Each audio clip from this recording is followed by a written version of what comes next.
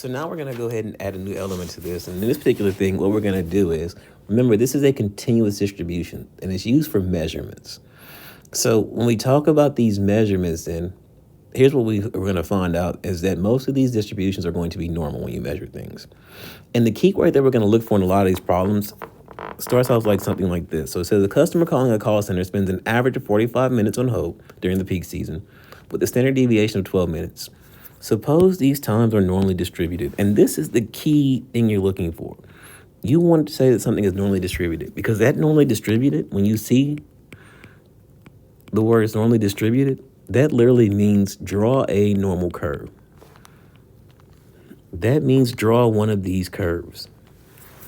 All right. And then they gave us two other key pieces of information, which are that the times have a average, which we're going to label at the middle of the curve. And they also have a standard deviation.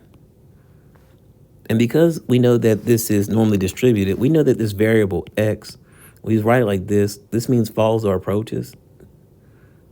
Follows or approaches a normal distribution with a mean of 45 and a standard deviation of 12. So from here, what we're going to do next is they just want to know what is the probability that somebody spends on hold 38 minutes or less. Well, we need to locate 38 minutes.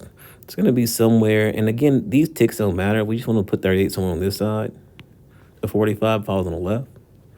30 minutes left, we're going to go less, which means we're going this way. And remember from what we learned with z-scores, we know that the further you go out here, it goes to negative infinity.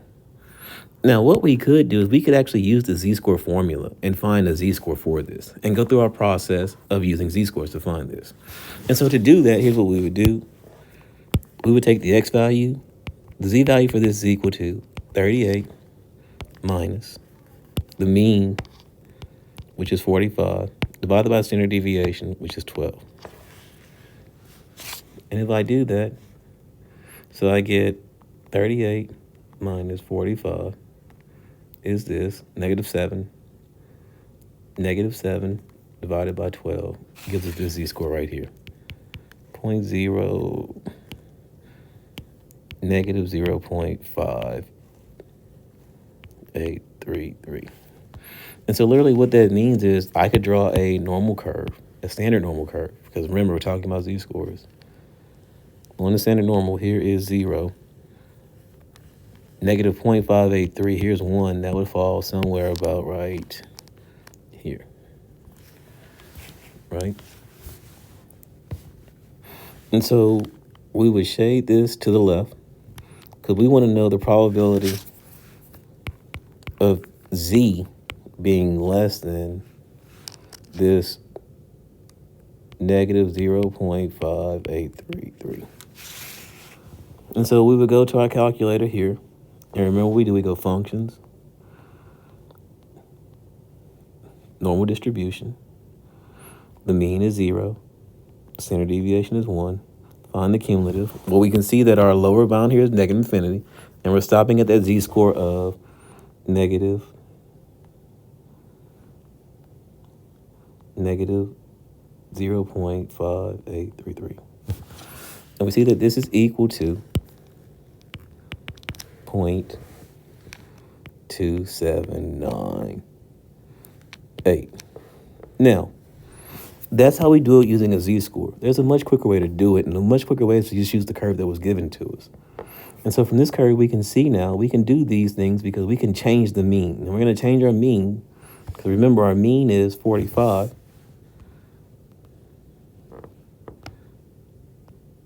And our standard deviation was 12.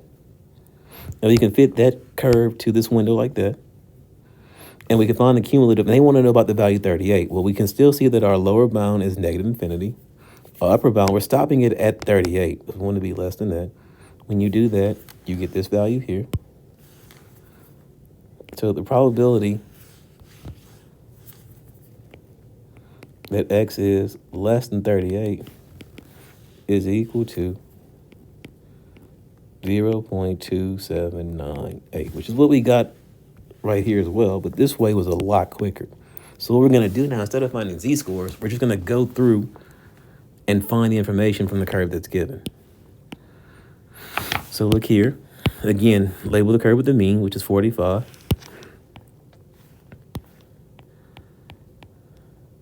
And we want to be the probability that x is less than 54. So we come over here, 54 is somewhere out here. Again, we don't really care about the ticks. We just want to put them on the right side. 54 is somewhere right here. Less than that is going to be back this way. So that means my lower is negative infinity, and my upper is stopping at 54. So I already have my curve set up. I just need to leave negative infinity there, and then 54 here. And then you can see that this is equal to 0.7734. And the next one says the probability that it's greater than 54. So again, that's 45. Greater than 54 would be everything back this way.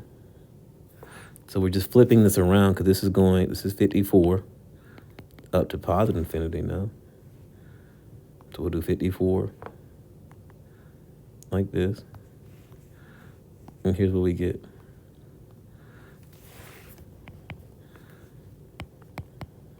.2266. Notice that when you add this up to this, by the way, if you add these two values up, they equal to 1 because that's the entire curve. So on this side of the curve is 0.7734. On this side of the curve is 0.2266. Then we look at the next one. They want to be the probability that x is greater than 38. So again, label your curve with the mean. 38 is somewhere over here. We want to shade greater than this way. So when we write this out, again, we just need to change your minimum value, where's the shading starting at, is starting at 38. And it's going up to positive infinity. Let me show you that this is equal to 0.7202. And then on this last one, again, we're in between two values. So we want to be at, remember our mean's at 45. We're at 38. And here we're at 54. And we're in between these two values. So our lower bound is 38. Our upper bound is 54. And we can see that this is equal to 0.04 or 0.4935.